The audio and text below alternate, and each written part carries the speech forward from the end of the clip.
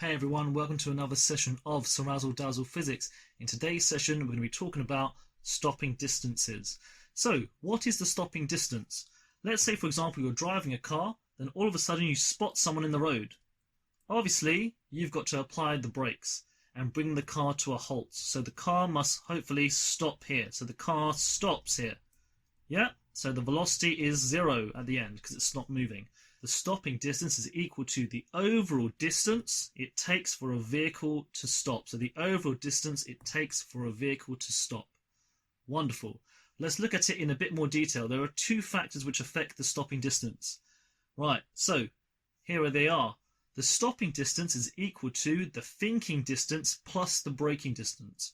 So what exactly is the thinking distance? Let's discuss that now.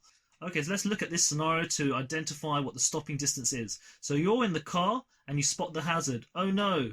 Then obviously you need to apply the brakes. But it would take you some time to identify there's a hazard there and then apply the brakes. In that time, the car is still moving. So you're still covering some distance. So the thinking distance is the distance traveled between spotting the hazard and applying the brakes. So let's put that down. So the thinking distance is equal to the distance covered between spotting the hazard and applying the brakes. Bear in mind, it takes you a second to recognize there's a hazard and then apply the brakes. The car is still moving in that time and therefore still covering some distance. That is the thinking distance. What about the braking distance? What exactly is that? So the braking distance is equal to the distance traveled from when you apply the brakes to when the car comes to a full stop. So it's that distance there. So after you've applied the brakes, let's put that down. So the braking distance is equal to the distance covered from when the brakes are applied and the car comes to a stop. So after the brakes are applied. So it's not the same as the thinking distance. Looking at this diagram, it's the distance covered when you apply the brakes and the car comes to a full stop.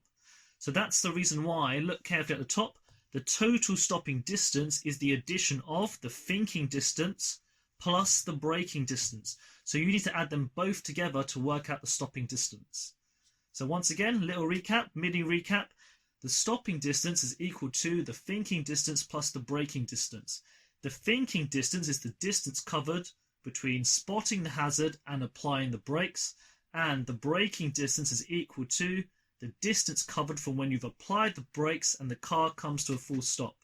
We need to add them both together to work out the total stopping distance. Now, what factors are affecting the thinking distance and the braking distance? Let's discuss that now. Factors affecting the thinking distance. These are going to be all factors which affect your ability to react to the situation. So it's the state of your mind usually. So thinking distance is affected by the following. It's the alcohol level, intoxication, distractions, tiredness, and maybe your mental health at that moment in time. So these are things which are usually, look, they affect the mind. So usually they affect the mind, yeah? So my advice is to always remember stuff which affects the mind is going to affect your ability to react to the situation. What about the braking distance? The braking distance is a bit different. These are all physical conditions.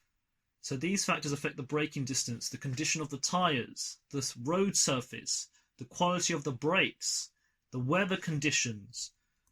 All these are going to affect the car's physical ability to come to a stop.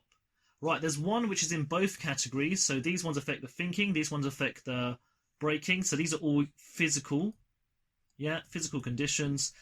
There's one which is in both. It's going to be the speed. So the speed affects both of them. Notice the faster you are moving, the greater your thinking distance will be, because obviously you're spotting the hazard and applying the brakes. The car moves faster, you travel a greater distance. And obviously the braking distance in general. So the faster you are moving, the harder it will be to bring that car to a stop, even when you've applied the brakes. Okay, so recap the lesson. Stopping distance is equal to the overall distance it takes for a vehicle to stop. So if I'm driving the car and the vehicle comes to a stop once I spot a hazard, it's that total distance covered.